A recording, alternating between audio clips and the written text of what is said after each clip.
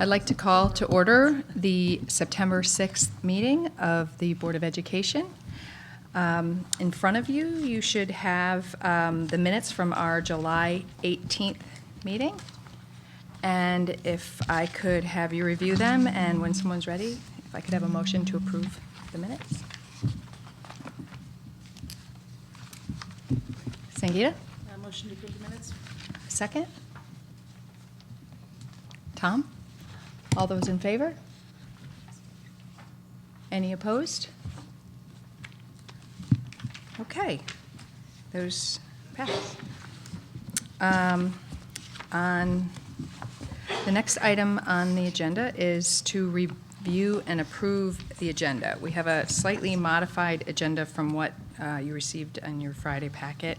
You'll note under reports and recognition that the capital projects update has been removed, and we have added an end of year in the action items, the end of year 2016 unaudited financial report. And Dr. Lutze will give us some background. Yep, very briefly, I can certainly speak longer, but after speaking with Bob Willoughby today, we decided that the capital report, the detailed capital report, would make more sense to do at the next meeting, where it gives him the opportunity to take some pictures and to put together the entire report. I'll speak briefly about projects that were completed over the summer.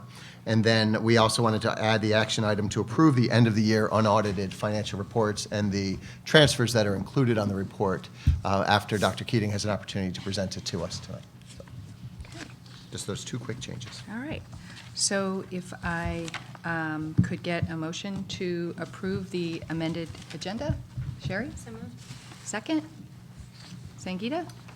All those in favor? Any opposed? Okay. Moving on to comments from the public. To ensure the public's right to be heard, the board has set aside time during the meeting for public comments. 2 minutes will be allotted to each speaker and a maximum of 15 minutes to each subject. Do I have anyone who'd like to speak this evening? Seeing none, we will move on to reports and recognition. The first item on our agenda is the opening of school report with Dr. Lutze and the principals. Yes, and I'm also going to have some help from Mr. Cass and anyone else who might like to say a couple of words. But as you may recall, each year, the first board meeting after our opening of school, we provide the opportunity for our principals to give us an opening of school report, talk to us a little bit about that first day and about how things are going in the schools. I don't want to steal their thunder, so I'll save my comments to the end. We don't have a predetermined order, so I'm looking at Principal Wolick, and I'll ask her if she would mind going first for us to speak with us about the opening of East. Okay, thank you, Dr. Lutze. So East had a wonderful start to the year. It was a rainy day, as I'm sure you all remember, but it did not dampen any of the smiles that were coming off the school buses that morning. We welcomed 544 students to East School for the 2016-17 school year. That's across 29 sections. We have welcomed 103 kindergartners, so their first time with us at East School, as well as 30 new to East students, so students who were new to us in grades 1 through 4, so also having their very first day at East School. We also welcomed 3 new classroom teachers, 2 long-term subs that will be joining us for the fall, a new school psychologist, a new library media specialist, a new campus monitor, in addition to several new teaching assistants that have joined us. So with all of those new faces, we made sure that we had our welcome back assemblies on Friday for students to be able to have introductions to these new staff members, be able to welcome everyone back, be sure that we welcomed everyone into the culture and community at East School, work hard, be kind as our motto, making sure everyone knew the East School song, just the feeling of being part of the community at East School. We also had a group this summer, our school climate committee, that met. And they spent some time looking at our school climate survey data from last spring, as well as reflecting on both the fact that we would have many new students and many new staff members joining us, and also reflecting on just the context of our world and how fast-paced it seems and how at times we can feel disconnected, and wanting to ensure that students are feeling connected, that staff have opportunities to connect with each other, to collaborate and share best practices, and that they're connecting with students and really understanding students' interests, their passions.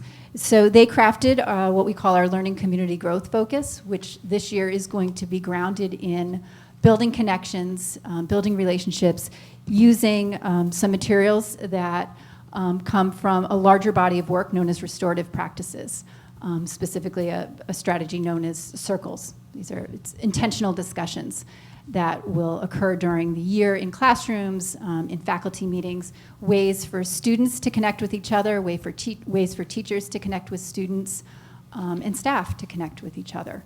What we're excited about, and we launched some of this in our Professional Learning Day just as a staff, and brainstormed ways that we'd use some of these approaches already, and our School Climate Committee will continue to study with these texts over this year.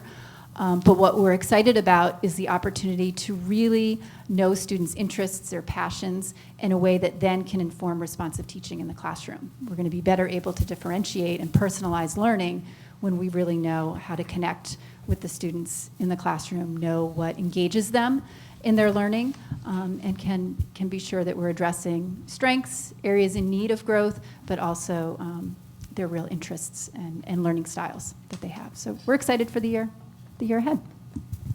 Thank you. Good evening, everyone. Thank you, Dr. Lindsay.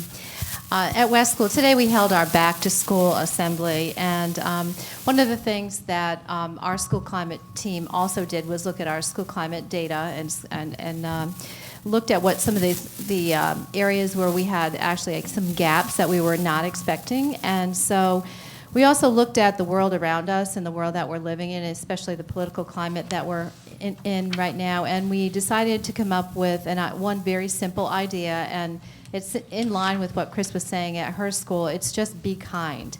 And so we researched a book, and we found a book. Every year, as you know, at West, we adopt a small little book, and our book is called What Does It Mean to Be Kind?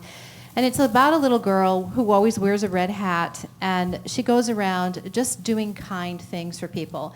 And it also talks a little bit about that whole idea of circles and how, if you do one kind thing for someone at some point in time, it may come back to you. So we've been really focusing on being kind. We recognize students, adults in the building, and students are beginning to recognize one another in ways that they're showing kindness across the board at school. We also worked on our learning community goal at our PL session in August 31st, and our school climate committee has come up with something that aligns to that work of being kind and teaching children the importance of being kind and making that be the important work that we do, and not just something that is just something that sort of gets thrown aside. So we're really intentionally focusing on that for the school year. We welcomed approximately 22 new families to West this year. We have a drop in our expected enrollment in kindergarten. We are only at around 80 students, which was nice because we didn't have to find a room somewhere over the summer to put that class. But today, our PTC Executive Board met for the first time, and Matt Salvestrini came and just gave a very informal talk to our school about the new district goal in the area of a library learning commons. And he stressed the importance of having a plan and a vision in order to make that work very rich and viable. And he also handed them each an article to read about climbing to excellence. Let's see. We also joined the Ben's Bell project, which is out of Newtown, Connecticut, and one of our teachers signed us up. So it's really about being a kind campus. We had our Welcome Back Teacher Appreciation Luncheon on Friday, thanks to the PTC. And I would also publicly like to thank our PTC for our brand new school lunch tables. They're octagonal shape. The kids noticed right away when they walked in. They said, this is just like eating in a restaurant. They loved it. They were sitting around in circles, again, that whole idea of circles and talking.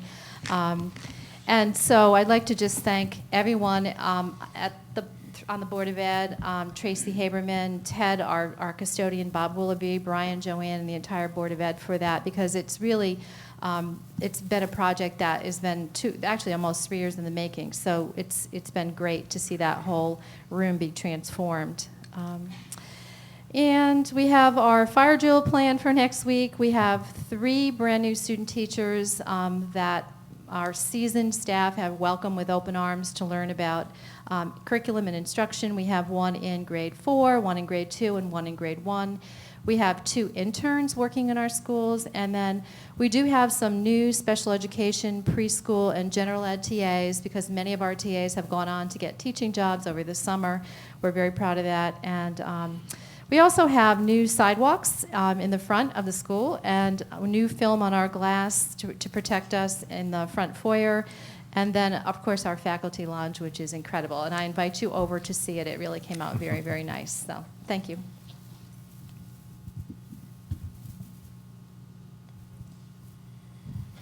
Thank you. We got off to a very smooth start at South School. Our facilities look great. Our campus looks great thanks to Bob Willoughby, John Perna, and also Tiger Man. We have a brand new parking lot with a few additional parking spaces, which are always welcome. All of the spaces that were not painted last summer were painted this summer. Beautiful landscaping in the front of the school thanks to one of our parents. And our custodians did a wonderful job of getting our campus inside really looking very nice. Our enrollment this year is 544 students. We have 28 classrooms this year, and that's an increase of 1 classroom from last year. We have 40 new students, which is about typical number of new students that we have each year. We had a session for new students and families on August 29th to welcome them. Our PTC organized that. They got a tour of the school. Some of our current students introduced themselves and were buddies to them. We have 96 kindergartners this year, so we have 5 sections of kindergarten. I don't have any cute kindergarten stories yet from this year, but just thinking back to last year and just thinking how kindergartners think. I was walking around the first day of school and went into one of the kindergarten classrooms, and one of the teachers introduced me, boys and girls, this is Miss Rocco. In unison, they all say, "Good morning, Miss Rocco." And one of the boys, as I was walking out, said, "Oh, like Barack Obama." Barack Obama. I didn't get it at first either. Barack Obama. I thought that was cute. I never thought of that. We also have a welcome committee. So that came about as a result of student focus groups that we had last year. And one of the focus groups, we invited any of our new students to sit in and just tell us what was the experience like being new to South School and how can we help you to feel more welcome. So a committee of 14 teachers formed a welcome committee. And we put together a plan from the beginning of the year throughout the year to really get their input, more focus groups with them. They were all greeted with a goodie bag on their desk the first day of school with some South Spirit items. Next week we're having a luncheon for them, and they can each invite a friend. And then throughout the year, lots of different opportunities just to see what was it like this year, and can we do an even better job welcoming you. Our PTC was generous as always. We have a new playground structure on the lower playground, which the kids already love. Lots of new playground equipment. We've got some new bulletin boards with lights to enhance student artwork, and just lots of other enhancements to our school. We've got several new certified staff members, 2 classroom teachers, and several non-certified staff members also. So we're off to a great start. Our kids are great, our staff is great, and our parents are great, so we hope to have a great school year. Thank you. Hi, at the middle school, if I had to choose 2 themes that capture the first few days, I'd probably pick perseverance and productivity. When the kids come to school, they've already mastered a number of these skills. After all, they've been in school since preschool. But it's funny how some of the simple tasks every year can remind us of how stressful the transition can be, especially for students who are emerging adolescents. They're encountering new hallways, new lockers, new teachers, new schedules, and a new mix of familiar and old friends. But they're also gaining self-esteem through their perseverance as they learn to transfer their already mastered skills to these new environments. And as they shift, they become more productive in both process and product. And we've seen that already in just the first 3 days. A few factoids from the middle school. We have 14 new teachers. 2 were additional teaching positions added in the budget for increased enrollment toward our 6th grade. 3 were teachers replacing retirees. 4 were new teachers replacing those who have relocated to another school or state. And 5 are long-term certified teachers substituting for teachers presently on leave. With regard to enrollment, for the very first time, we have an even number of students in each division. Our lower division is 683, and our upper division is 683, for a total of 1,366. That's 19 students above projection. Many of those are enrolled in our 8th grade, which is showing 13 students above projection. Similar to what you heard at the elementary level, our school-wide focus continues to be student achievement via higher level thinking, but we've also added a continuance of the student empowerment goal with an emphasis on leadership combined with restorative practices. Sounds like we all went to the same workshop. Our first 2 professional learning days were equally dedicated to each of those focus areas. But in the end, ultimately, it's the students and their experiences that we remember best. So this morning, I just want to share with you, when I was in the back of the school at car drop-off time, there was a new 7th grader being dropped off. And we can understand, after having been at Saks Thursday and Friday and then having a long weekend, it may be a little hard to kind of restart. And he looked a little puzzled, and he turned around and looked at his mother, and his mother was like, "Go ask the principal." And there's not a 7th grade boy who wants to do that at 7:15 in the morning, especially the new principal to him. So he was kind of reluctant. He just turned, and he saw right at that moment one of our returning 7th graders coming out of her car, and she was walking over, and he turned to her, and he said to his mother, "Can I ask her?" And of course, she nodded. He asked her, and it was just one of those tender moments. He said, "Where do we go this morning? I forgot my schedule." And she asked him if he knew his first period class, and he said, "Well, if you can show me how to get to my locker, my schedule's in there." So she smiled, and with a classic middle schooler's confidence, she said, "Come on, I'll show you." And you know, it's just those kind of moments that kind of remind us all what it's all about and why we're all here. And of course, that was one incident that occurred in just a few seconds, but it truly was a satisfying reminder of middle school perseverance at the beginning of the year. Thank you. I think I'm going to have to stand. For me, there's so much spirit and enthusiasm that starts at the high school. I'm not sure if all of you have been able to be here at all this week, but there are new T-shirts every day. One of them even had a little emoji kind of looked vaguely like me. Most of the T-shirts are appropriate. Honestly, the first thing I thought about was I really thought I had a great first year last year, and I said, don't have a sophomore slump. So whatever you do, make sure you come in and have a great year. So Dr. Lutzy last year was fortunate enough to tell me, Bill, on the first day of school, make sure you get here really early. So I said, all right, well, what time? He's like, well, I would be here by 6 at the latest, because the students come, they have music playing, they set things up. I said, all right, no worries. Last year, here on time. First day of school this year, it's about 5:20, I'm about to leave my house. My fire alarm goes off in my house. So cops came, firemen came. Needless to say, it was a chaotic morning. I hope it's not symbolic of what happens for the rest of my sophomore year, and there's no sophomore slump, but we'll see. Anyway, we're going to continue to focus on building culture and making sure this is a welcoming atmosphere. We were fortunate to have 16 new teachers, 2 interns and a nurse to really help bring new vitality, I guess, to the school.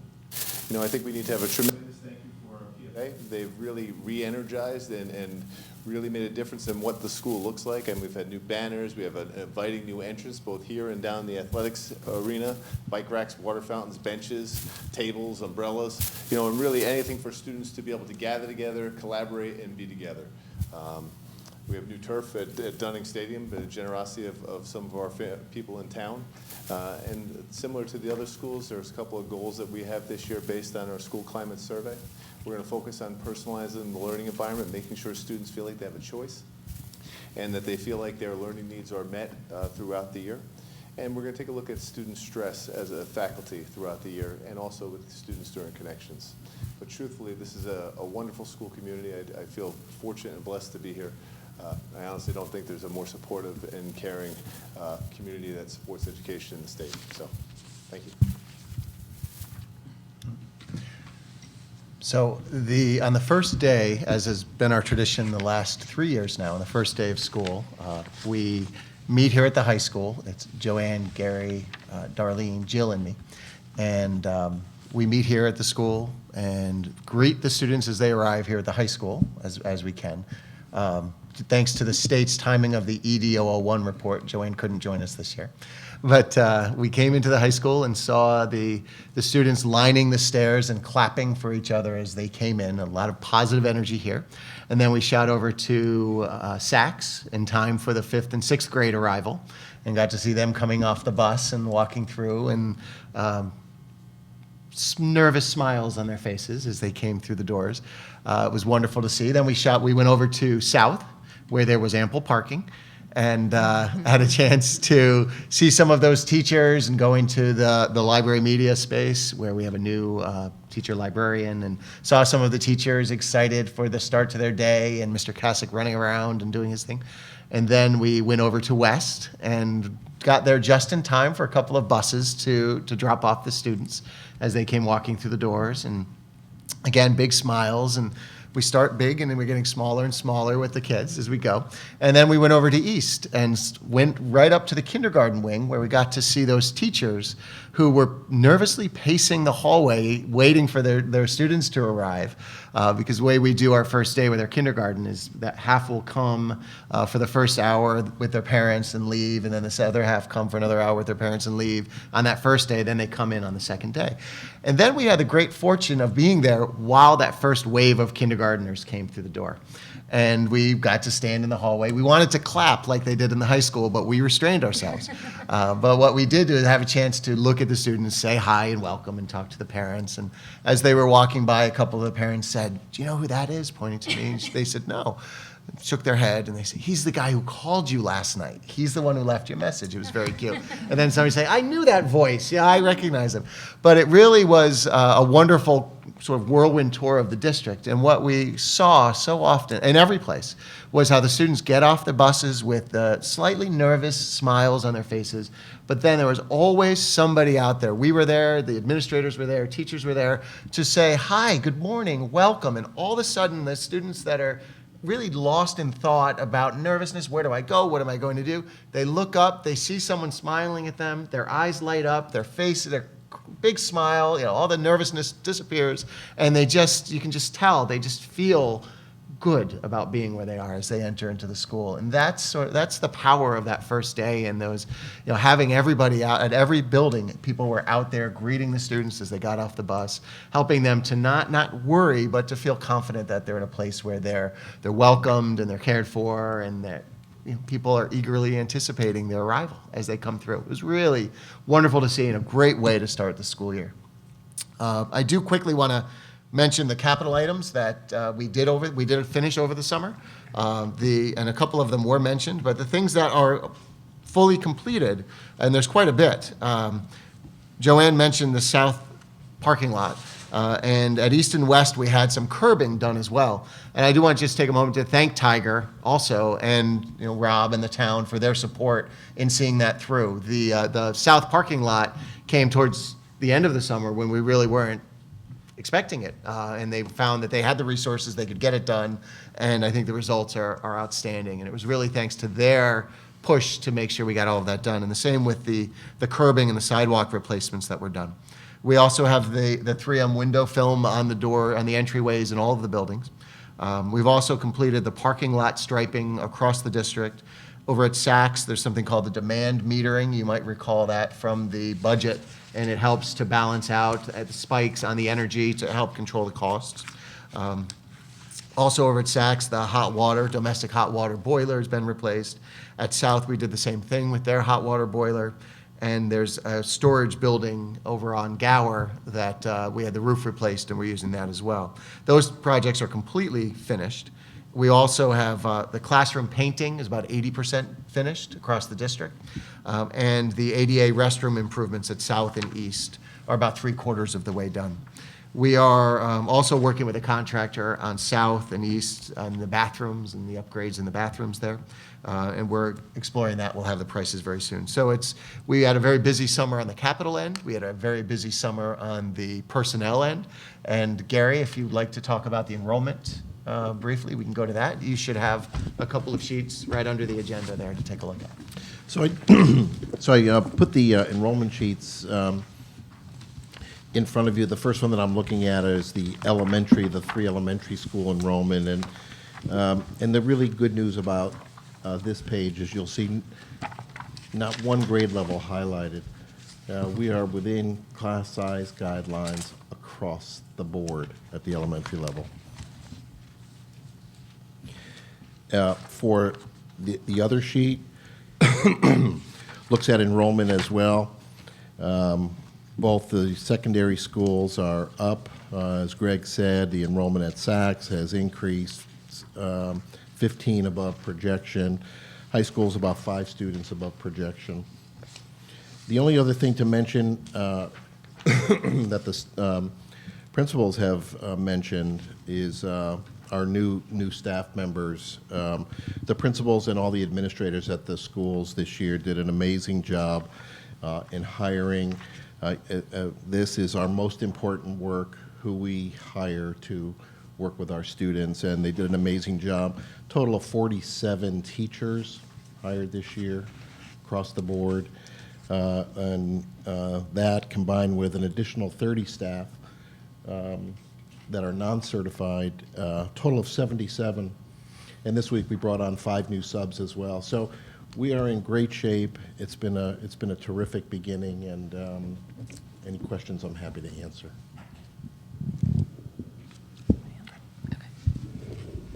Okay, well, I wanted to thank all of you for coming out tonight. I know the start of school is a very busy time for all of you, and I'm sure every night's going to be a late one for you for the next week or so. So thank you. It sounds like we had a great start to the school year, and I think the board knows that that doesn't happen without all the efforts on your behalf leading up to the start of school. So thank you. I know I had 2 kids come home, and we're very happy. So let me open it up to the board for questions. Sherry?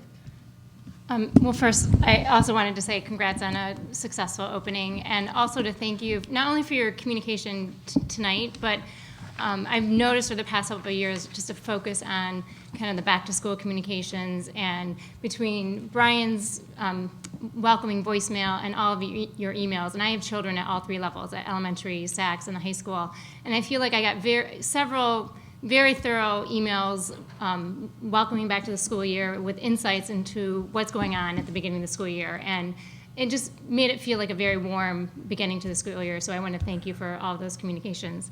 I did actually have a question for Greg. So I'm actually thrilled to hear that our 7th grade principal has looped into 8th grade, and I know that's similar to what we do in the high school model, so that we can build deeper connections with our students. And I'm just curious if you could talk about that, if that's something we plan to continue to do going forward, if we would extend that to a 5th to 8th grade looping model, or what the status is on that. Sure. Let me start with the cohort. Our incoming 7th graders are paired with Dr. Julia Ferrara, who was previously our 8th grade assistant principal. And as we started to look at how to deepen connections, I think you're hearing a theme through some of our interest in exploring relationships and how they matter to academic achievement. It's particularly important for families that need some extra services from the school, and typically those services can be coordinated out of the administrator's office. So without having to start anew with a new administrator every year, it makes sense, and you can pick up a lot of kind of running time as you deliver services and help students. We wish we could do that in a more thorough manner. The size of our school has some barriers and limitations as to how much looping we can pull off. So we're happy to at least start at the top, if you will, and keep the administration as connected as possible. Right now, we're doing it in the 7th and 8th grade sequence. So Steve Bedard has moved with his students that he oversaw last year as 7th graders. They're now 8th graders, and he's the new 8th grade administrator. So we anticipate keeping that loop in place, and then I think we're going to need some further investigation as to whether we can do something in the lower division. Great, thank you. Okay. Other questions? Sankita? This is more of a comment than a question, but you know, many times people think over the summer everything kind of just gets quiet at schools because everybody goes off for school vacation. And I just wanted to just really bring up the point that, you know, how this district is very unique in that we invest a lot in professional learning, and we can see from your reports that you gave about, you know, what that professional learning has led to bringing that into the classroom and really continually improving the experience for our students. And so I'm glad that we make that investment, and, you know, I think that's, like I said, a hallmark of our district, and that we continue to do that because that's what keeps us where we are. Anyone else? Okay. Oh, Sherry? Sorry, I just had one more question for you, Gary, and maybe I misheard, but I thought when Jan went through her numbers at West, she said they had 84 kindergartners, and I don't. 80. Little under Okay, so 80. it's just a matter of timing of. Yeah, these this, numbers. when this report was, The number that I have here listed today is 74 that we got at West for kindergarten, with conversations with the secretary. So these are a moving target. Even Right. from the first day of Okay. school, when we did the numbers, you heard some different numbers actually, where principals might have been talking about day one. These are day 3 of school, and you know, it's a moving target. right. Okay.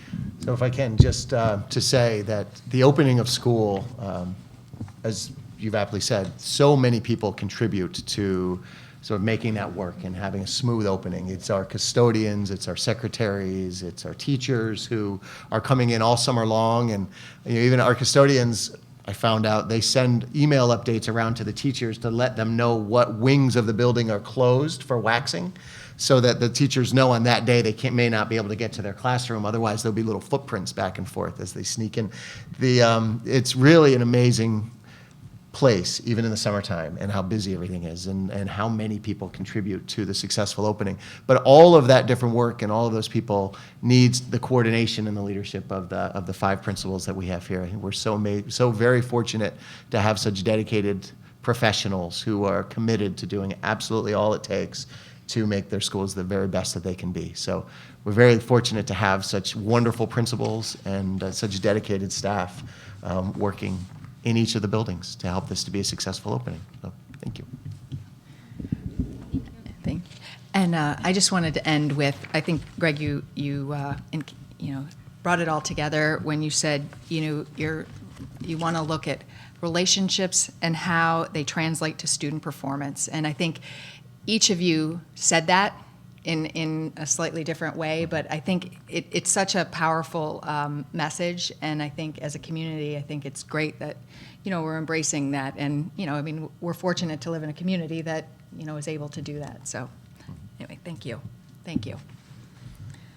And now, just so you know, I've instructed the principals they can leave together Please. for all to get up together and go, because they need to be sharp in the morning as well, as they always are. So, thanks.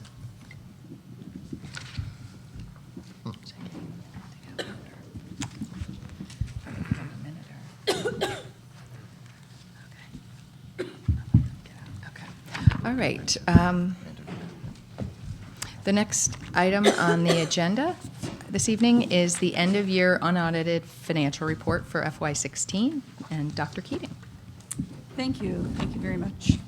I would like to add to the last presentation that the Transportation Department, the Facilities Department, and the Food Service Department has also done an amazing job getting ready for the kids this year as well.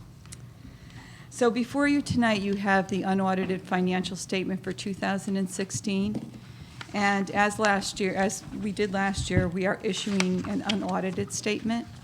Last year, when you had the report before you, we did know that there would be some changes to this as we moved through the audit process. This year, I do not believe that you're going to be seeing those kind of changes, so I wanted to start with that. We issue an unaudited financial statement because it's not audited, and there is always the opportunity or the chance that some changes may take place, but I really don't expect that this year. We've had a very productive working relationship with the town. We reconcile monthly, if not bi-monthly actually, when our payroll goes out. And we check our balances on the balance sheet regularly, at least once a month. So I really do feel good about these statements, even though they are being issued as unaudited.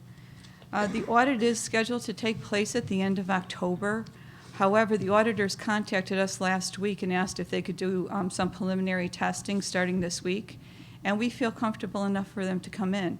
So we're going to be loading up to the portal some of our work this week after this report is issued tonight. So the Board of Education has responsibility for several funds, the operating fund being the most significant of all of our funds, but we also have a fund for grants, which include federal and state grants. We have a fund for the food services. We have a fund for facility rentals, donations, and the summer school program. And we also have a fund on the town's books for the internal services for our employee benefits. So those are the reports we're going to go over tonight. And I'll start with the operating budget. As you know, we have an operating budget from last year of $83,200,000. And at budget time for 2017, this budget was reforecasted out, and at that time, we thought we were projecting that we would have a balance. And the real reason for that balance was the fact that the salaries were being calculated on position control for 17, and so we were able to kind of backtrack to 16 to do the same thing, which hadn't been the case at budget time. But at that time, we had forecasted a balance of $973,694. The actual balance that we're going to have remaining is $859,746. So given all the movement that took place in a 6-month period on an $83 million budget, personally, I felt pretty good about that we were that close. And I think if we hadn't really had the change at central office and were able to actually purchase that furniture rather than going out and financing it, we would have been closer to that number. But without that, I think that we did a very good job in really managing about a 1% of our budget within the context of that number. If you turn to page 3, you're going to note that it's a recap of the financials for the operating budget. And the encumbrance balance going into year end is $123,000. I think that's probably the lowest that the districts had. And it really can be attributed to a lot of work that we did over the summer, clearing out the AP to make sure that there was nothing in there that we didn't pay, that we had invoices for, so we can clear out encumbrances, and then liquidating encumbrances that were estimates rather than firm commitments. So a lot of work was done this summer, and I think it's the town will be pleased at least when they see that it's down to $123,000. There are 3 transfers on this report that you're going to be approving tonight. The first is for the salary account. We were fortunate this summer to settle with the custodians, and you're going to be hearing about that later tonight. The fortunate part about that was that we were able to accrue back the salaries that were related to that settlement. And so we were able to estimate what the retro is and accrue back. And because of that, we do need a transfer into the salary account. It's less than the total settlement that is going to be looked at tonight of $67,700. It's $52,300. The reason for that is that there was some balances remaining in other salary accounts. And as you look through some of these objects, you're going to see that a few accounts needed some extra funding, Others had balances. So within objects, we don't make transfers, but you can just take a look through that when you have a few minutes just to see where we ended up with all of the accounts individually. The second transfer is in the equipment account. As we started the renovations at central office, we realized that we did need a couple of extra pieces of equipment. One of the offices needed to be retrofitted, and the conference room needed to be changed a little bit as well. And the other item that we had to purchase was a piece of equipment to sort our mail. We're outsourcing mail this year, and at a savings of almost $20,000, but we needed a sorter stuffer piece of equipment to make that happen, to get the mail prepped for the outside vendor. And then everything else is coming into the unallocated account, which will basically remain in our budget and be swept back into the town's fund balance at the end of the year. So overall, I think the operating budget, again, turned out pretty much exactly as we thought it would. When you take a look at the reforecast, I did want to mention one thing. Brian and I were talking about it earlier today. The salary accounts had about $1.4 million in them, but we only forecasted $973,000 to be going back to the town. And there was two reasons for that primarily. The first was that tuition out of district for special ed students had a boost of over $300,000, almost $350,000. And the second reason was for unanticipated repair in facilities. And many of the transfers that we looked at this year really dealt with those two issues. When we did the budget for 2017, we did make allowances for the facilities. The area of special ed is going to be something that we're going to watch closely. We already do have some concerns with regards to tuition out of district, so we may be looking to the town for that excess cost grant should we exceed our appropriations in that area. So that's something that we need to be mindful as when we go through the 2017 budget. If there's no questions, I'll go on to grants. Why don't I, since, does everybody want to go through the entire thing, or do you want to stop and, if anybody has questions right now, why don't we start there, just because it's a rather lengthy report. Or any questions? Okay, go ahead, good. So the grant funds really accommodate a handful of grants. I think there's 9 in total. 6 of them are federal grants. And the federal grants are entitlement grants. We don't compete for them. We don't apply for them per se. They're entitlement grants.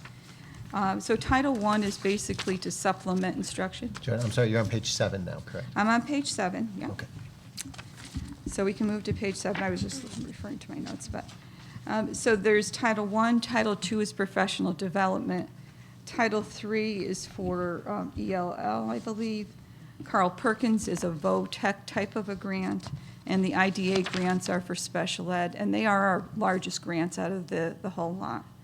And then on the state basis, we had a one-time grant for a Common Core. We have an annual grant for mentorships, and then we get a local grant from Area 9 Council for Technology. The total of all these grants are approximately $1.1 million. As you can see, we generally spend most of that $1.1 million in the current year. Having said that, we do have the ability on the federal grants to carry them over. So you'll see a carryover of the current year, will be called the carryover next year in Title II of $58,000, and in the IDA of $18,936. So out of the million, less than 10% is in carryover. And that's something that it just has been the district's practice. There's no rule of thumb of what you carry over or what makes sense, but this is where we stand with this account. One of the interesting things about the balance sheet in this particular fund is that we have undesignated fund balance of $200,000, $141,000, plus an additional $88,000 of designated. That's somewhat unusual. I made a note of it in the report, you'll see. Generally speaking, you request your revenue for a grant when you're expending the money. You don't really carry revenue and fund balance for grants. So we're going to be working with the auditors over the next couple of months while they're here to backtrack some of those transactions to try to determine how the fund built itself up and what the best course of action is to clear this out. Because ideally, you don't really want to be running a fund balance in this particular program. I did include a listing on the next page of all of the grants and kind of a brief description of what's allowable as expenditures. So moving into the food service program. You know, the food service program here is not only a great program in and of itself, it's really run well financially. And when you take a look at the financial statements, you really have got to feel pretty proud of how the program is run, in that the revenues certainly cover all of the expenses with the exception of health benefits. Those are paid out of the Internal Services Fund. We really don't allocate any of those funds back to this program. It wouldn't be able to support it, to be honest with you. It'd be short. We'd have to make decisions with regards to the quality of the program or the cost of the meals. But overall, this program is run financially efficient. If you take a look at the budget for this past year in food services, it was $1.9 million in revenue. It actually came in close to 2.1. And the main reason for that is that we introduced a program at the high school level for after school, and it was a huge success. We didn't get it off the ground in the beginning of the year. It was a few months in, but it really served the needs of a lot of kids. And what Bruce was selling really was popular with the kids. So it turned over a pretty good profit for us. At the same time, you know, he managed his costs that you can see throughout this statement here.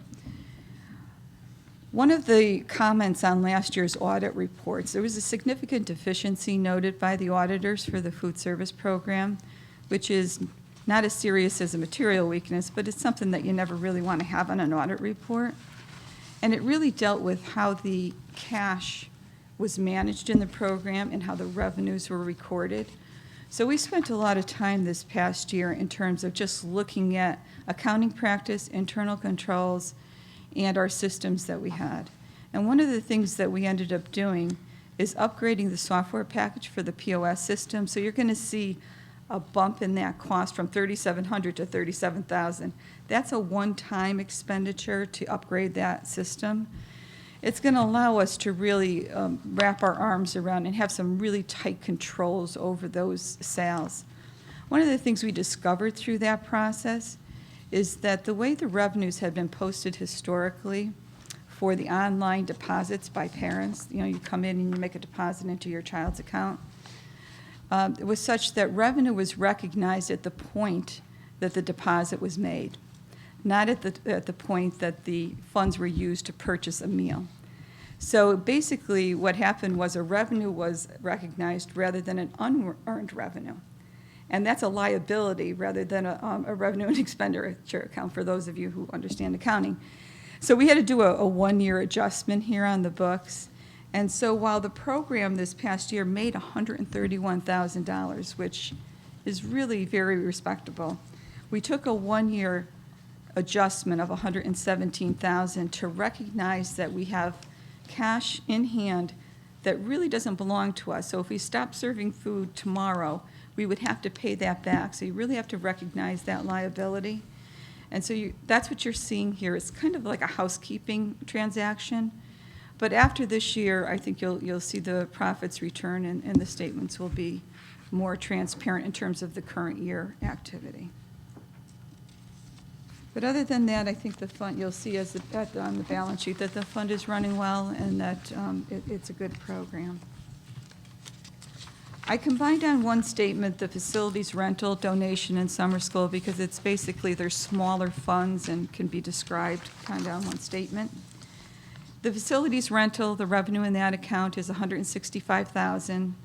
There was a decision made last year prior to the start of this year that some of the funds from the fund balance were going to be used for the SACS remediation project and to purchase some software.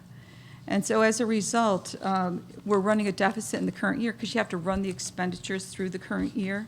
But when the revenue and expenditure statement are closed out, it will reduce the fund balance. It kind of falls out to the fund balance. So this statement right here will be adjusted through the balance sheet.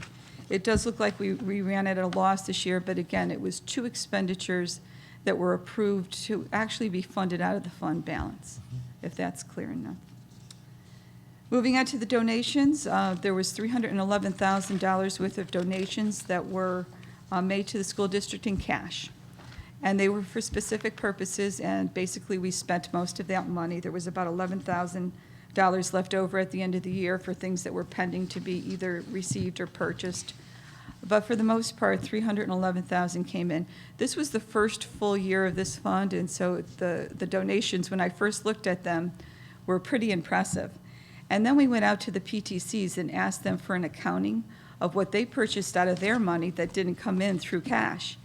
And they purchased an additional $253,825.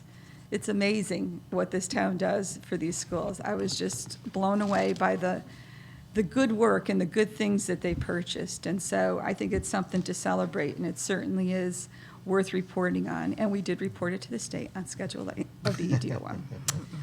Reporting on it, we did. Right. So summer school, our last fund before we get to the internal services fund. Again, this is another fund that required a correcting journal entry. Revenue for tuition was actually recorded as revenue when received. So as we're receiving funds in the spring for the summer program, it was being recorded as revenue in the previous year. And so we had to do a correcting entry here as well. So we have set up an unearned revenue account here as well. We're taking a one-year adjusting entry here as well. And after this year, the program really does kind of break even right now.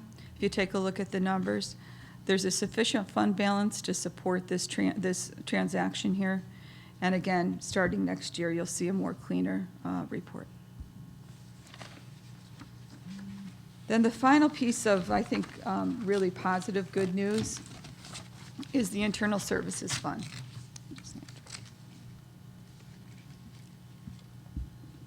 As you know, the Internal Services Fund record the transactions for all of our employee benefits. The last few years, we've been running deficits, high claims, and at the same time, the fund has been being, thoughtfully, I think, reduced or purposely reduced. This past year, the experience really kind of took a turn, and it's been very positive. Our revenues were exceeded from budget by $93,000, and that's mostly through our employee contributions.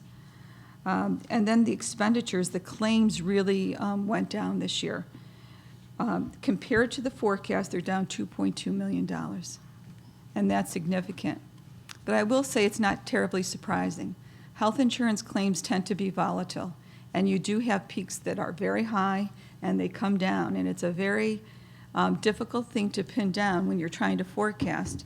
You use historical data, you use trending, but it's not always accurate because it depends on the health of the people who are in the program at the end of the day.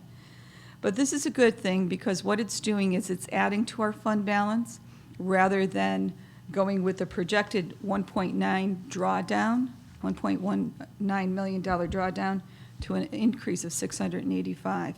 And that brings us right to where we should be in terms of our target for the fund balance at our funding obligation. So I think this is a great story for both the board and the town this year. And with that, any questions? Okay. Thank you, Joanne. I think, it's worth mentioning, I think this is probably the beginning. You've just completed your first year with us, with the district, and, we keep, every year we keep getting cleaner and cleaner books, and so, we really appreciate your efforts because, it makes everybody feel so much more confident on, everything we're looking at. So we appreciate yours and Tracy's and your entire staff's efforts to really make this, a good process for us. Let me open it up to questions for anybody. Okay, well, I have just one, and maybe we might not get it tonight, but, sorry. Did somebody, Penny, sorry, I didn't see her. Very small question, but I was just curious. On the beverages purchases, I was wondering what shift they made, because the budget went from 167,000 to actuals of 80,000.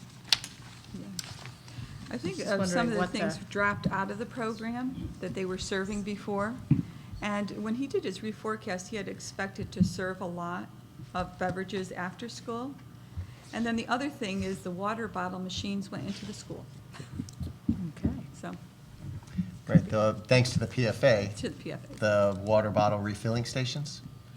We're gonna look at last year's and try to see if there's some correlation there, because that would be a wonderful story to tell, that students aren't purchasing as many beverages and as many bottles because they're reusing the bottles they bring from home. Be great. So we'll see if that's true. I hope it is. That'd be good. Any other questions? I have one question on the Internal Services Fund, my favorite fund. I don't know if we will be talking about this, later with our consultant, or, do you have a sense where we are on those percentages as far as what, with the, the 60-40 split, or if we could get that at some point in the near future? Yeah. Joe's going to be reforecasting out the current year for Okay. us shortly, and then we'll be able to pin down the 40-60 of the Okay. 20% Yep. number. But he needs to do that because our plan year is just concluding right now, Yep. just did the other day. And we have to true up on our stop-loss insurance, and once we do that, we'll be able to get a number for you. Yeah. And I also wanted to highlight the fact, and, I think it's something that we need to shout from the rooftops, that we are reconciled with the town through the end of the year. And, I think that, we've all been working toward that. And, again, hats off to you and working with the town to get those numbers reconciled. So thank you very much. Okay. Thank you. I guess we are moving on to the action items section of the agenda. And the first item on the agenda is the end of year 2016 unaudited financial report.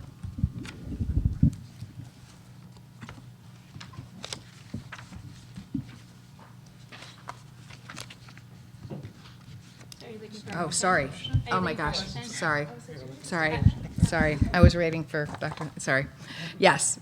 Could I get a motion to approve the end of year unaudited financial report and current period transfers presented herein? Sangeeta, second. Sherry. Any more discussion? Okay. All those in favor? Any opposed? Okay.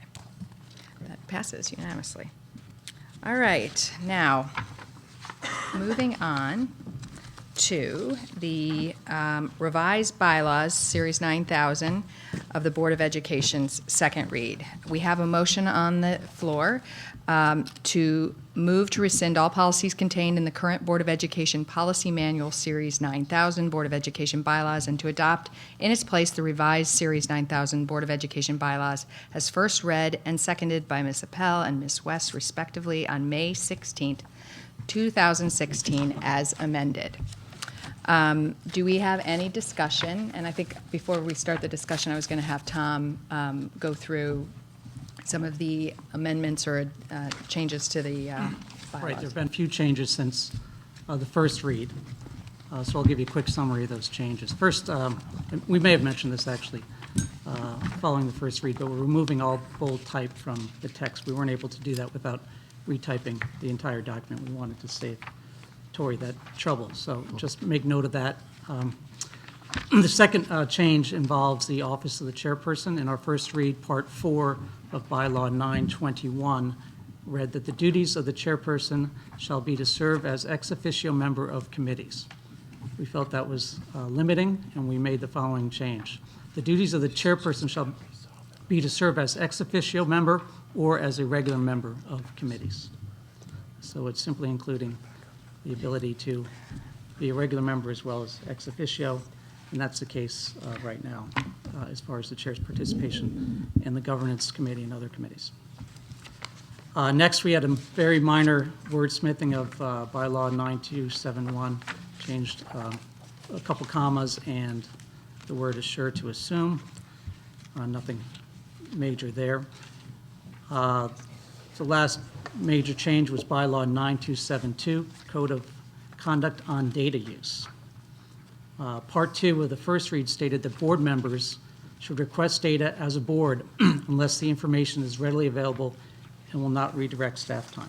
So again, request data as a board. We removed this Part 2, and we added the following to Part 1 of that same section of Code of Conduct. And that is, such request for information shall be made through the chair unless the information is readily available and will not redirect staff time. So you see the differences that board members and committee members may go directly to the chair. It does not require a board approval for data requests.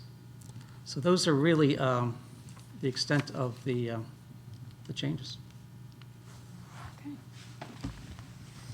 Sorry, I have to get up and down right now. Do I have any further discussion on the proposed bylaws before we go for a vote? Penny? Well, I just wanted to discuss a little bit the bylaw 9325A, and having to have to do with the scope of public comment that can be provided, made at the beginning of any of our Board of Ed meetings. Because this has the limited public comment to what's on our agenda for that meeting. And I've thought about this a long time, and, you know, we've always, for at least the period of time that I've been on the board, it's been open to have public comment on any topic. And I've actually said to people a number of times when I've been talking to them about the Board of Education, you know, if you really care about that, you can, that issue that you're talking about, you can come to any board meeting and you can, you know, you have 2 minutes at the beginning to tell us what you think. And so I know that there are pros and cons to this, but I think I would suggest that we delete in the fourth paragraph, this is on 9325A, the words concerning any subject on the meeting agenda, so that it says provision for any individual or group to address the board shall be as follows. And then we have the the limits that we've always had, 2 minutes to any speaker, maximum of 15 minutes to each subject matter. So that was one change. That was a more substantive change, and then that we might want to talk about first. And then I just had I thought the word boisterous in the second bullet. It says no boisterous conduct will be allowed. I spent a long time today looking at definitions of boisterous. I think they used to include sort of a connotation of unruliness, and a lot of the current definitions seem to have dropped that. So I would suggest maybe we would change the word boisterous the 2 times it appears in the bullet number 2 to be unruly. So it'd be no unruly conduct rather than no boisterous conduct. I think it's the same meaning as to what we wanted, and doesn't discourage enthusiasm. So the first comment is, if you're looking at the first comment would be a substantive change. It's that we would, in the fourth paragraph, we're now restricting that any individual group who wants to address the board do it concerning any subject matter on the meeting agenda. And previously, we've been allowed any individual group to address the board on any subject having to do with the schools that they wanted. So I would suggest continuing with the current practice and deleting the words concerning any subject on the meeting agenda. Can I, Okay, Sherry? so can I just ask a comment question for clarification? So previously, our practice has been that people address any subject, whether it's on the meeting agenda or not. So is this a change in policy? This would be, Yes. yes. Okay, so I just would, just to addend to your comments, that are we ready to enforce this? Because our historical practice has been to allow, comment on any topic, Yeah. not just the meeting Yeah, agenda. I would suggest that, yeah, So, we would be ready to enforce this as any new bylaw that we consider adopting tonight, absolutely. The intent of the bylaw is not by any means to restrict public comment at all. Like any bylaw, it's simply put in place to provide structure for governance of the meeting or governance of the board. So let me just simply suggest, if you do not have time limits, you do not have a way of recognizing speakers, then how can you possibly be fair or give adequate time or structure a meeting or future meetings to give adequate time to public comment, or again, to be sure that everybody's being fairly recognized? It could be difficult without structure. So it is definitely a proposal to be enforced with some simple structure. We could agree on a different structure, but I'm just suggesting that we put something in place. Jen? Yeah, could I just ask, maybe Brian, what are other town bodies in our town, like, what, I mean, I just don't know, like, do other town bodies allow people just to come in and ask anything, or are they structured by agenda as well, do you know? I believe they are. I know the town council holds public hearings. Right. And the subject of those public hearings are posted in advance, and its comments are focused on those specific topics for the public hearing. Right, but can any person go to a town council meeting and just talk about anything in the beginning, or I just don't, I don't know. I think, and I'm pretty sure that the town council, when you want to speak at a town council meeting, restricts comment to items on the agenda. I would need to double check, because I've been to a number of them, and I'm pretty sure I remember hearing that, but I wouldn't want to say it without, Right. getting clarification. It's pretty, this is standard language. It's not something new. This came to us as a recommendation that we took. It wasn't new language that we created. Good point. It came directly from Kate. It came from Kate. This is a It came best, from this is a Kate. best Yes. Other practice. school It stays districts? tonight, yes. Yes, this was a recommended. I think, a number of us, it allows, I think, Robert's rules puts a lot of flexibility on amending agendas and allowing for new items to be brought in even that day. So if a member of the public wanted to speak and they came that night and they got, they spoke to Brendan and said, Brendan, I'd really like to speak tonight about X, Y, or Z. Brendan could say, I'd really like to amend the agenda to allow for XYZ topic to be on the agenda. And then if we all agree, then, or not all, a majority agree, it can be brought onto the agenda. So there's no intention to curb public comment. It's really an intent to, I think we've had some situations where we've had some interesting public comment periods that were just repetitive and argumentative, and I think that would allow some way to put some structure around the meetings. So, if you don't feel comfortable, we can always go back to the way we've done it. It just allows the board a little bit more of an ability to control the meetings, I guess. Yes, Hazel. The way that you stated about saying that if someone did have something they wanted to speak about, and they could come to any board meeting, and any board member, and any of us could bring up this topic and say, I'd like to change the agenda because so-and-so has brought this to my attention, and it is topical, or it's important, it's urgent, whatever it is. We'd have to add a sentence or so onto here if we wanted to try and do that. No, Robert's Rules does that. We You do don't. it by Yeah, For Robert's. changing the agenda. Oh, yes, I at any see, point in time. okay. Right. Yeah. So it doesn't even have to be changed, No. added to. I'm glad you explained it and spoke about it, because to understand it, because we do want to be open to having, because absolutely. sometimes things I know in the past history have come up, which we are very valid, like when the squashins came in, it wasn't our agenda, but we then went to looking at facilities. I mean, it causes really things that we should look at. But I do understand the fact that, we do need to kind of work in order, and I think part of what Hazel was saying is that, if we just had that communication piece, so people understood that, because it is a little different than what we've done in the past, so not necessarily the bylaws, but somehow we need to let the parents and the community know that this is the process we're going to be working with, and that we're not trying to limit them, because otherwise, without understanding it, people might feel like, well, how do I bring this up? Right. And as always, our email addresses are public, and I think most of us get emails from the public. So, if there's, a member of the public emailed us and said, I'd really like to come speak on X, Y, or Z, and, we could discuss it as a board on our agenda planning, if we wanted to add that item, and, and if we didn't, then, if a majority of the board wanted to add that to the agenda, then, it would be brought up that night. So there's lots of ways for the public to get their thoughts to the board. But, Penny. Well, I just would just respond to that, because I've thought a lot about this, to say, I think it's chilling, actually, to require somebody in the town to think that they have to get a board member on their side before they can speak. It's not obvious from the face of this.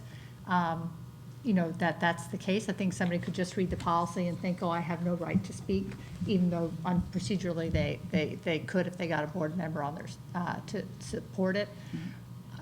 We do have controls. The controls are 2 minutes to any speaker.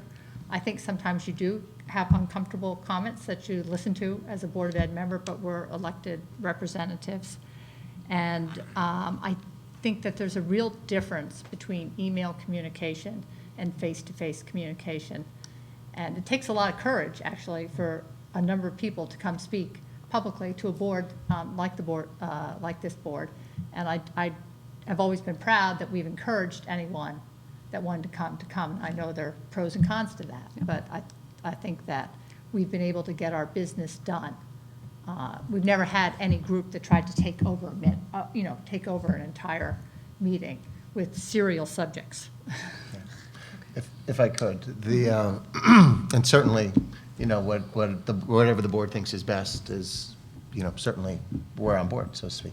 But I would share with that, hearing the conversation about adding an item to the agenda, while certainly procedurally we could do that, I'm thinking to the few times where somebody may have come and spoken to the board about something that maybe wasn't on the board's radar prior to that conversation, which then spurred us to do some research and look into some things and bring some information back at a later date that could be helpful. I worry a little bit about adding things to the agenda that evening just prior to the meeting where maybe we're not prepared to have a meaningful discussion about it. So we put it on for the public comment piece, but then we don't maybe have our backup information or any research or anything that we would need to do to continue that conversation forward. So I do think there is a value in considering it a bit, to allowing, to having people come for things that maybe are not on the agenda that might point us in a direction to sometimes to do some additional research. The squash piece was mentioned. I think there's some other examples. There also can be times where somebody wants to come and share a compliment about something that's going very well about different things. I mean, I think we don't want to manage by exception either. I think there's some positive, many positive outcomes of it in that way. But this is something that's common. You can find this type of a bylaw in many towns in their Board of Education, that items must be on the agenda in order to be discussed. And, and it works well for those towns too. So certainly the will of the board, but I can see, thinking it through and hearing a bit of the conversation here, that we wouldn't want, I don't think the board would ever want to limit people's ability to come and share and speak and be a part of this, because I know that the board is committed, always has been, to very open process and open communications and, inviting people, all the parents and stakeholders to be a part of that conversation throughout, so. My Any 2 other- cents. Brennan? Yeah, I mean, I'm, hearing all this, I'm supportive of the new language. I don't think that this is really chilling. I think if someone wants to come and speak about something, then they will do so, irrespective of really what's in the agenda. I think there are many ways that they can come and try to, get their views across, including emailing us and talking to us about the agenda, modifying the agenda. I do think your change to unruly makes sense. Any other comments? Sherry? So I was just going to focus on the squash example for a second, because I understand both sides of this, but I'm going to come out on the side of, I don't think we should restrict it to the meeting agenda subjects, just because I don't want to do anything that would give the perception that we're trying to, somehow restrict public comment. And if you focus on the squash example just for a second, I mean, that was an example where they were actually trying to time their comments proactively well in advance of the budget discussion so that, they could come, and they organized their student captains who really prepared some, well thought out, articulate talking points, and they came and they presented, they used it as a positive leadership experience for those kids to advocate for their cause. And if this, as it stands, were here, then they wouldn't have been able to do that. So if everyone could just maybe pause on that one example and think about this specific language as it relates, I think it is kind of influencing toward not restricting it in this way. Maria? I agree with you, Sherry. I think it is sort of an unnecessary, at this point, kind of roadblock to somebody coming because, you know, you want to encourage students to come and speak when they need to, and you don't, they'll lose their passion maybe if they have to get it on an agenda. And I just don't think it's a problem. I think it's a problem we don't need to fix right now. So taking that language out, I think, would be better. And I assume these are kind of boilerplate, so if we can just strike the language we don't like. Yeah, oh, no, we can, absolutely, any of this stuff is up to our, discretion, so we can do whatever, these are our bylaws, these are not CABE's bylaws, these are ours, so anything we want to do with these is up to us. Sangeeta? Well, just kind of hearing the discussion, I think Dr. Lutzy brought up a really good point, is that, if someone asks me and say, I want to put this on the agenda, but we're not really ready to discuss without it, it doesn't make sense to go that way. So, and if we put it in the bylaws, we're saying this way, we have to kind of follow our bylaws. So we can't, if it's not on the agenda and we say that's the way our bylaws are written, we can't let people come up. So I think it is good that we're looking at this. And, if we're concerned about someone spending too much time, I think some of the town meetings I've been to where they had, the whole room full of speakers, they just limit and say, we have to keep it to half an hour. So it's like whoever can make it, and if there's 2 hours worth of comments, they have to postpone it to another time or make a special meeting to have those so that they can be heard. But that way it'll still give us, so if we want to put a time limit so it doesn't hamper us from getting to the We already have items. that, that's in there. Well, 15, no, but if there's 15. No, it's max at 15. But Yeah. no, but it's max per subject, right? Per subject, So yes. if you had Yeah. 10, 20 people that had 15 different subjects, Right. so you had an hour's worth, because the language is not written that way, we could say half an hour public comment no matter what subject it is, or whatever time limit, just if you want to put that language in. Yeah, I would say we'd have to do that if we wanted to do that, because our bylaws wouldn't allow us to, our bylaws would say we had to listen to all the different topics for up to 15 minutes each. So Right. that would be required. Yeah, process to be, yeah. Yeah, that's the Fairly process, listen that's to- that's what we fairly have to listen to follow. everybody, right. Well, one last comment. Maria does bring up, she used the words, a problem not needed to be fixed right now. So understand that these bylaws are, they're living, breathing. So if we felt the need at some point to change this, we could. So if you needed to strike that word now and address it another time, that certainly is an option. Sounds like, I don't know, I, as a sense of the board, it seems like most people are in favor of not, am I mischaracterizing the majority? I know there's a few of us that are, but, so maybe we strike that language for this read, and we have, so we'll keep the same language where we address the board concerning any subject, well, provision for any individual or group to address the board concerning any subject, period. Right, so amendment to your motion to make those two changes, correct? I think you could, if you wanted to go with it, I think you could Okay. just delete the words concerning any subject on Okay. the meeting agenda. Yeah, provision, okay, And then perfect. in Shall be as item number follows. 2, you would change the word boisterous to unruly the 2 times it appears. Where's the second reference to It's boisterous? second line. Number 2 is for second. I see the first one. Is there, where's the second reference? In the second sentence. Oh, up above. Yeah. Okay, I see it. All right, same sentence. Oh, okay. All right. Are there any other comments on the bylaws as amended? Maria? I think 9272, where it says, I just need clarification. It says, such request for information shall be made through the chair.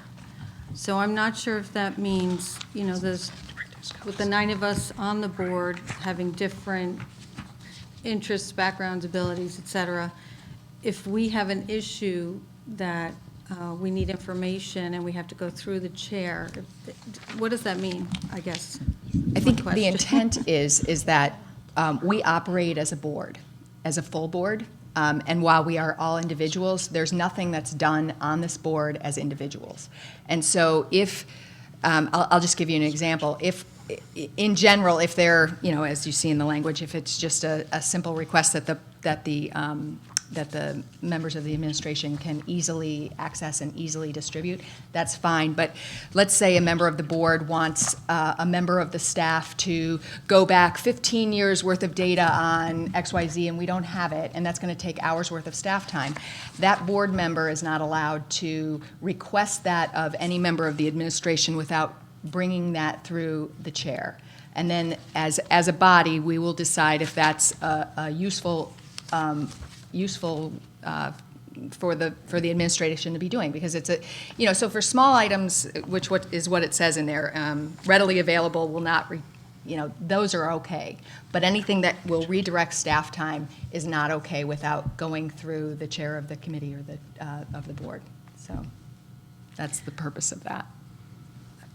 I think it could be another case of fixing something that isn't quite broken. I mean, at this point, could it be copied to the chair? No, I think, as an awareness? I think that. Sorry, which one are we on? 9272. And number one. Number one.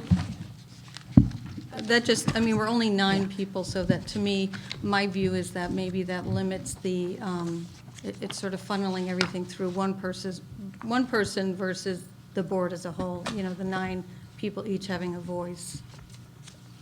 Sherry? I was just going to I think this is currently a standing practice with our board, and I think it's really helped us more efficiently operate. I think sometimes individually we might have a request and not realize, there's 8 other people with other requests, and so I think the chair is able to help prioritize and also help sustain, like, how big of a request is this and when is the right time to ask the administration to address this. I mean, I do feel like it's our standing practice, and I feel it's served us very well to make us operate efficiently as a board. I agree, because we do all have different interests, and so then we decide as a board, as a group, that this is what we want to prioritize, and this is what we want to have research at this time, because we discussed it and said, this is where we think it's most efficient to put our time and energy in. And so then we decide, so whether if it's enrollment, then, we go and ask and get an enrollment committee or, whatever, and direct the administration to go that direction. But if we each kind of had a different topic they want to do at, it would be very inefficient, with the time there's only so much time and they have so many different responsibilities. So I think that's what the meeting is behind this, is that we decide as a group, as a board, what it is that should be prioritized and what data. Again, if it's already there, it doesn't, you can get it, but it's just to do extra work. So how would this work? If someone needed data, they would go through you, it would have to get on an agenda to be voted on as a board? No. It would be really sort of, it would be myself, evaluating all the requests that have come in and where that fits in the scope. And if a board member is very, passionate about that subject, we'll evaluate when that is available to be, looked at by the administration. But, we have to really kind of balance our needs with running the schools. So, I think there's no intent to, stifle anything, but we have to be cognizant that, there's lots of requests that come into the administration and we have to prioritize. So I think that's the point of the language. Penny? I was just the only thing I'd say on that point is I think when we were we had a lot of board discussion when we established the committees. Mm-hmm. And if you look at the provisions with the committees, because committees need information from the school district too sometimes to do their work. We included, some very specific procedures and controls to make certain that, for example, the chair, at any time if you have a committee run that, that starts to ask for way too much information, the chair is allowed to step in and say, no, we have to get back to the the priority business of the school. So I think that's sort of already been, it was already in the works or in how we were running with the committees, and it's just really extending that policy to, board members individually as well, specifically. But that was always my understanding about how the board worked. Yep. Are there any other questions or comments? Just one last comment. I think we actually made it less restrictive. CABE recommended that data requests go through the board, and that's very restrictive, in my opinion. That's how many other districts conduct business. But by allowing committee members and individuals simply to go to the chair, I think it's streamlines the process. And again, still allows you to prioritize, still allows you to provide that governance structure, again, which is the intention of the bylaw. So, Penny? I just have one more question. It's really about 9271, and we've talked a lot about it. I was reading again yesterday, and I just wanted to point out that 9271, which is sort of the code of ethics, is the way it's written, and I think it's fine the way it's written, but it sort of, it applies to, it's talking about board members and superintendents generally. It's not talking about just the New Canaan Board of Education and just the New Canaan superintendents. I think that's all right. It's a little bit different than some of the other bylaws, but I just, that was the way I was reading it, and so I thought I'd raise that and ask if there was any clarifications on that. And I think, I just wanted to point that out and see if anybody had any thoughts about it. Anyone else? Sangeeta? Or if there's any other feedback we've received. I mean, I thought that it was okay, except when I was reading it right now after you said this, like, when you write superintendents, we don't have superintendents, we have one superintendent, so I think it'd be good to just say we've got that one that. So this is, this Yeah, one that's itself, a the type. 9271, is one that is interesting, and given the, what we're doing, the code of ethics, the Board of Ethics that's being created in town, there has been some conversation about, you know, some of the language in this as well, because, you know, we talked about the town code of ethics and the ethics board that will be responsible for investigating complaints against, with the town Board of Ethics. There are some, what you're saying about the language certainly does make sense, it's very generic in its wording and its language, where all the other bylaws are very specific about the New Canaan Board of Education and the superintendent. You know, this one option is to, and Tom, I hope this doesn't make your head spin, but as the chair of the governance committee, but one option is to actually to remove 9271 from the packet for right now, in order to take a look at it through that lens and through the lens of the town code of ethics that's coming together and the Board of Ethics that's being created. And then after having a little bit of time to do that, it can come back to the Board of Education for further consideration if you'd like to do it that way. Because that'd be fine with me. Yeah, because I think there I are don't know how it some is, yeah. fair questions about some of the things that are included in here, and I would appreciate the opportunity to run it by the folks on the town side who are putting together the Board of Ethics, which, given the summer and schedules and things, we just weren't able to coordinate it that way. I think that's a great idea, because that's the purpose of the Ethics Committee, and we want to make sure we're in alignment. I mean, that's what we're going, so no need to rush this. Can I just ask a question about the town's Board of Ethics that they're putting together? I'm trying to understand the way that there would be a setup of the government that they would be telling the Board of Education what ethics we should have. No, Is that, because of the separation under the way the government has most other things about Right. education. Well, they are, the town's code of ethics apply, as the Board of Ethics looks at, as considering it, would apply to me, you know, the superintendent and some, you know, members of the administration. What they would do if there were complaints by citizens about, claims by citizens that we were in violation of that code of ethics, then the Board of Ethics would look into that. As the Board of Education is a state entity, but also as a town entity, sort of is falling into both of those. Because this was a discussion that came up a couple of years ago also, where everybody on the board was being asked to sign a code of ethics that was the town. Right. And that became, as I say, the discussion just that I'm bringing up, this thorny issue that we don't usually have the Board of Ethics set up by the governmental body, it's set up by the board. Right, well, and as educators, Or- you know, we have the educators' code of ethics that we follow. That includes what I've seen in the town code of ethics and has other things as well. So I say we're held to a higher standard. But the Board of Ethics is being created to, or Ethics Board is being created to look into alleged conflicts or violations with that. But conflicts of interest seem to be the most common pieces that are included in there. Yes. Just, Yeah. I know too much history. No, yeah. And we have been working, I know that Ms. Corbett came earlier to speak with the Board of Education, but we have been working in very close cooperation with Yes. both Kathleen and Kevin as they've been working this through with the town council. So we've been partners with them in working that through, which has been helpful. So you're suggesting put on So hold until? I'm suggesting 9271 is put on hold for now, and we can revisit it after having an opportunity to take a look at it. We were saying we have our own Board of Ethics page like this, but it would be good to see what comes up from this group that's bringing it up and then seeing what, so that everything's in alignment.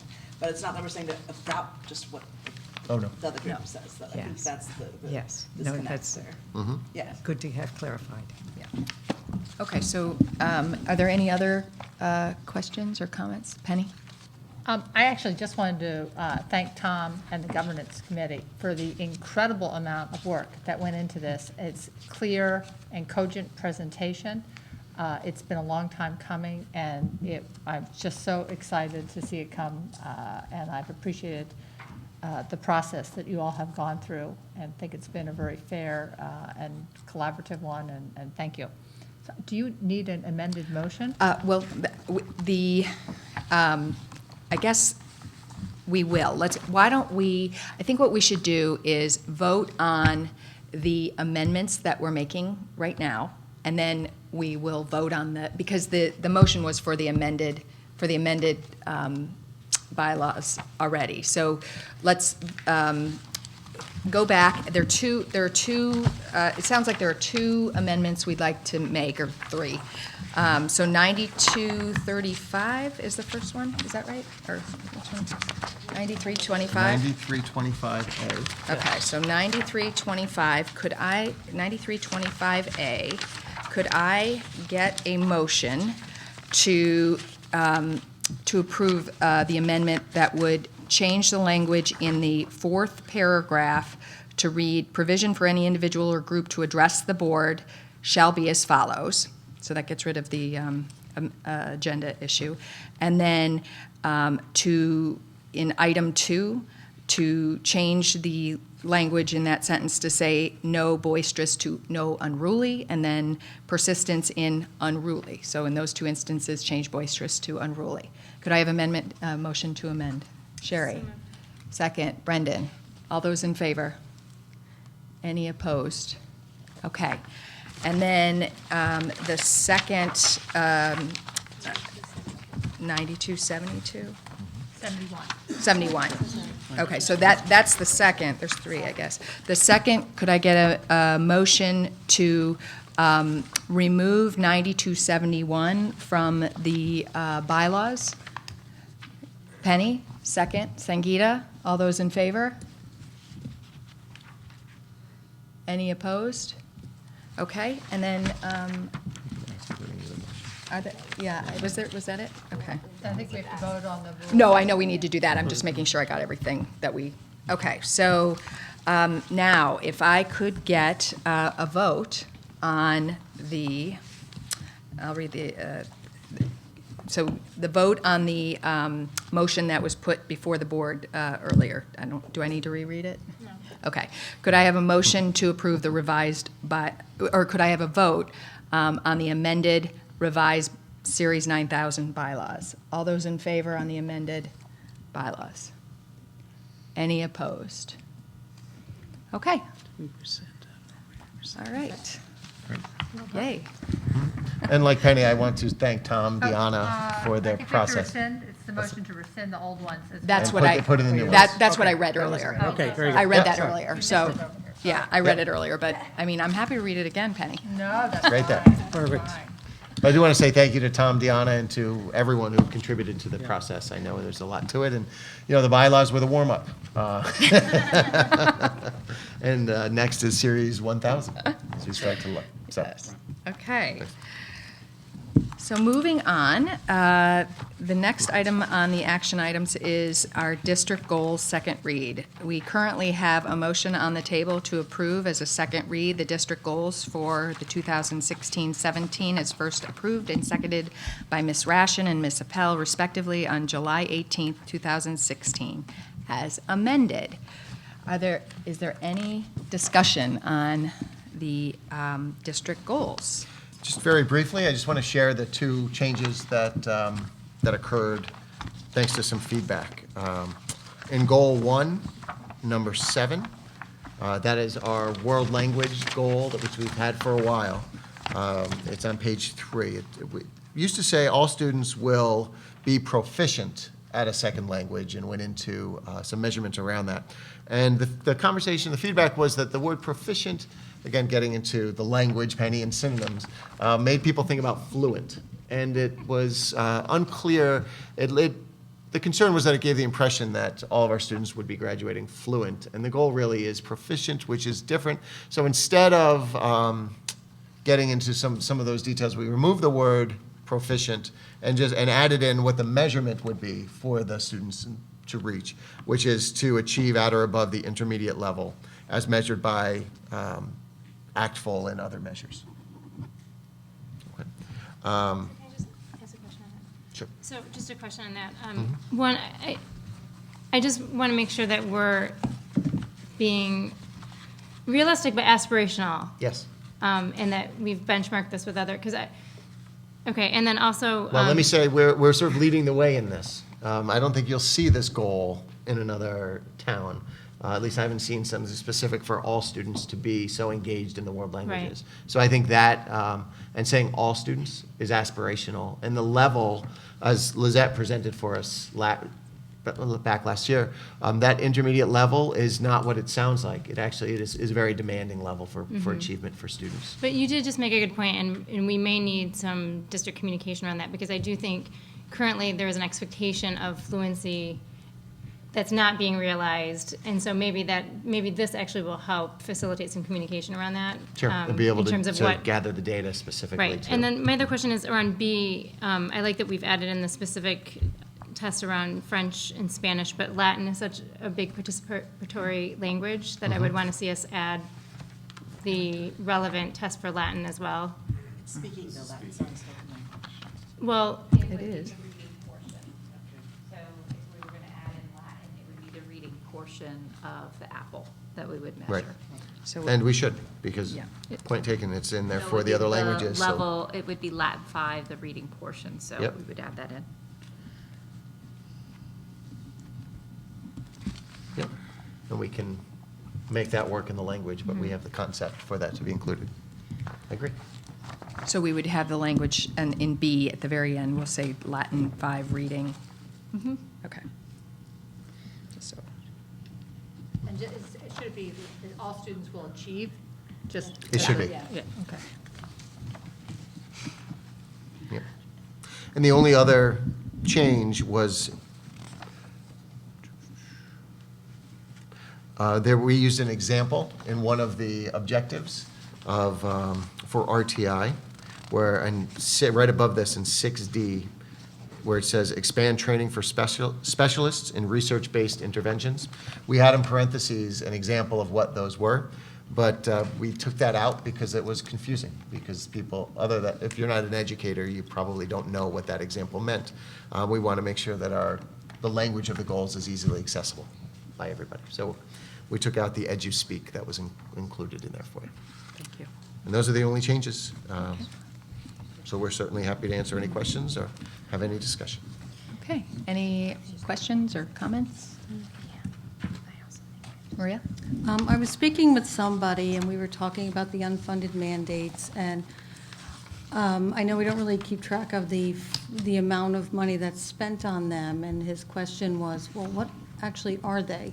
So I'm wondering if there's a way to incorporate into our district goals, a way to identify, maybe not necessarily quantify, but identify areas that are basically unfunded mandates, things that we do in the district. And I was thinking it might fit under good stewardship, of district resources. Because theoretically, some of these mandates are imposed. We don't seek them out. Some of them come our way. So is there any way to include a phrase under Goal 5 that would help us better identify, those unfunded mandates? What's the goal of adding that? To theoretically, unfunded mandates cost money and are usually one-size-fits-all solutions to educational issues. So if they're being met in a way, for example, each student having a significant adult that's in their educational, throughout the day, they have someone they know they can go to. Are we putting in programs that make sure everyone has one, or do we look at programs where maybe we have so many kids, 80% are in activities, they have coaches? Can we streamline things? You can't streamline until you can actually identify what those mandates are. I think it's a first step towards, I know the state has had an unfunded mandate committee. I don't know whatever's come of it. But, if you can't identify it, it's sort of hard to be efficient with what you're spending.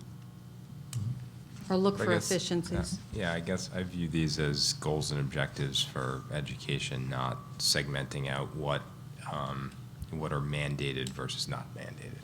These are just as the board's objectives, for teaching and learning.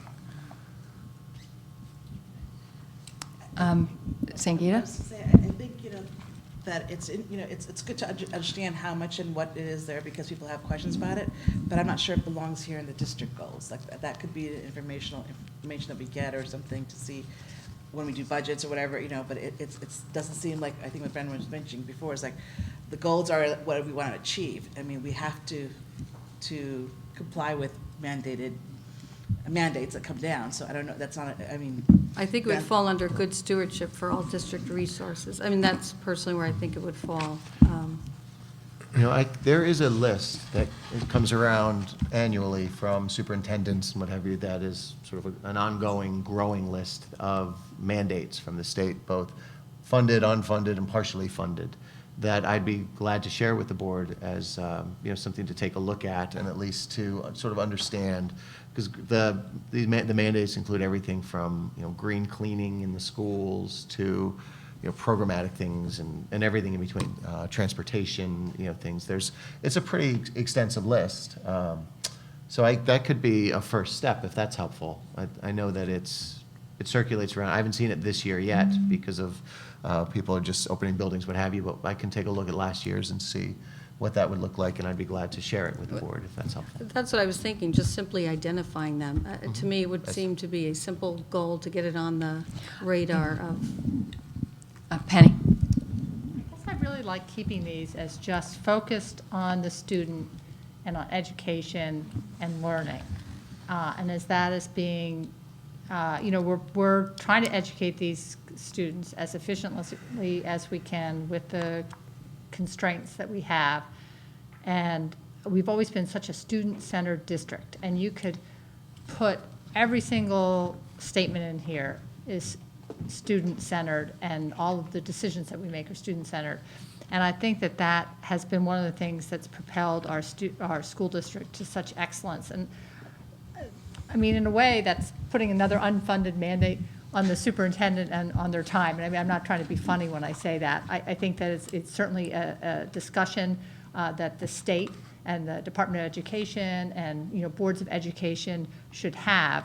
But this document is so just focused on making every child learn as much as they can, as well as they can, that I would like to keep that one here. And if we need to figure out another way as a board at another time to address the unfunded mandate question, which certainly causes significant expenditures, then we should have that discussion separately. Any other comments? See, I see it as actually taking funds from things. If you can't identify it, you don't know where your budget could go up to cover it, but maybe if there's a way that there's something in there that's, part of the district's resources. It is all related to student, to the student experience. It just seems like it might politicize this document a little bit, and I think that we've done a really good job in just focusing on education. I'm not saying it's not an important topic. I think it's a very important topic, and we've talked about it a lot. It's been in the presentations to town bodies. Yes. It's something we'll have to grapple with as a Board of Ed. I just wouldn't, I wouldn't put it in this document. I think it might be helpful to mention that in prior budget discussions, and I think it was with you, Dr. Lutzy, that when we've done our budget presentations to the town bodies, there's been a page in, I don't know if it was in the budget document or just in a PowerPoint that you presented, but that, sort of highlighted unfunded mandates and sort of the costs that they're putting on the district. And so, again, I think, there's maybe with Penny's comment is that, we do some of these things just as a matter of practice, but they're separate from district goals. So, I don't know if anybody else has a comment on that, or I need to get a sense of the board, how people feel about that. I was just add on to what Penny was saying. I mean, I think she really said it well in that saying that this is, we look at and see like, these are what we want to do for our students, so mandated mandates that come down through for the education department, we don't have control of that. So that's not our goal, because we have to work with it and deal with that. But this is what we as a board want to do to make sure that we have excellence in our districts in the way students are taught, the environment that they're in, how they can learn, everything that we can do. So that's kind of like us saying these are the things that we can do to make the experience the best it can be. Where a mandate doesn't change it or unmandated or funding, whatever. It doesn't. That's not coming from us. That's coming down from somewhere else. Okay. I think we'll have maybe one more back and forth, and then let's move on. I'll take a sense of the board. If you have one more thing you would like to say, Maria, and then I'll get a sense of the board and if we want to add that or not. Well, I know Jill had mentioned the health curriculum, that is a mandate, correct? So that will, you mentioned it at our last meeting, and how the development of that program will take a couple of years. There has to be a balance between what we're supposed to do, what we really, need to do, how do we keep track of it? And to me, I feel like anything you spend in one place, it's not being spent in another place, and I just feel like it's got to be part of the goals. This will drive everything through the budget process, I assume. So if you don't mention it, it seems like it'll just sort of be an aside. Yes, we have to do it. We have no choice. It's not meant to be a political document, but it's meant to identify where things are being spent. I do want to just add that many of the mandates are embedded within some of our goals. So when we do talk about the health, it actually does mention a state mandate. When we talk about SAPL, that's really trying to be proactive against bullying. So many, RTI was another mandate that happened many years ago. It's part of our good practice. It's what we would want for all students to achieve. It's the differentiation of instruction. So some of these mandates that have come down from the state, first of all, not all of them are bad. And they do help us to improve as a district. And I think many of them, as we were to go through this, you would see actually embedded within the goals that help us to improve student learning, both socially and emotionally within our district here. And I do think that we try to highlight those at the budget season, but so many of these, I think, are just part of what is good practice and what we want for our students to have as part of their educational experience, too. I completely agree with Jill, and the only thing that I would add is that the decisions that we've made over time in the budgetary way to allocate funds toward are things that as a district we've felt have been important places to spend money. And so, I would hope that we've made all of those decisions wisely as a district. I think that we can see the fruits of that currently and in some of the dialogue that went on tonight. But I agree with Jill that it has been, although they have been unfunded mandates, it's been important work that we feel extremely benefits the children in the school district.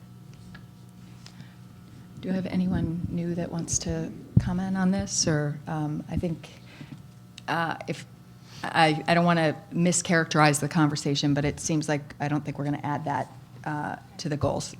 Unless I'm mischaracterizing the sense of the board. Okay. Are there any other comments on the goals before we go ahead and vote on them? Maria? I'm not going to add anything more. I'm just going to say, even if we don't put it in here, we can get that list of mandates like you were. Yes. Yeah, okay. Yeah, be glad to share. Thank you. Yes. Okay.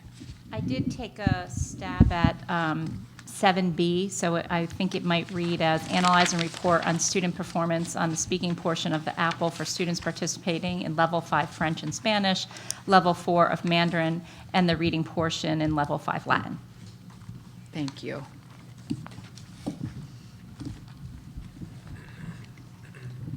All right.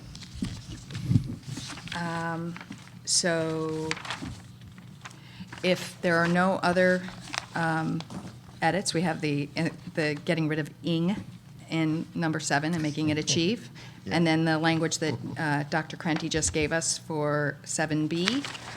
Are there any other edits? Okay, may I have a motion to approve the amendments to the district goals? Hazel? Do I have a second? Jen? All those in favor of the amendments? Unanimous. Okay, then may I have a vote on the amended district goals, which were read previously. All those in favor of the amended district goals? It's unanimous. Okay. Thank you very much. The next. New year begins. It's official. It's good, because we've been using these with the administrators for a few weeks now, so thank you. Okay, so moving on to the proposed change to the October 2016 Board of Ed meeting schedule. Could I get a motion to cancel the previously scheduled October 10th and October 24th meetings, and in their place move to approve a special meetings on October 4th and October 17th, 2016? Sherry? So moved based on Brian's explanation in the Friday notes. A second? Sangeeta? Any discussion?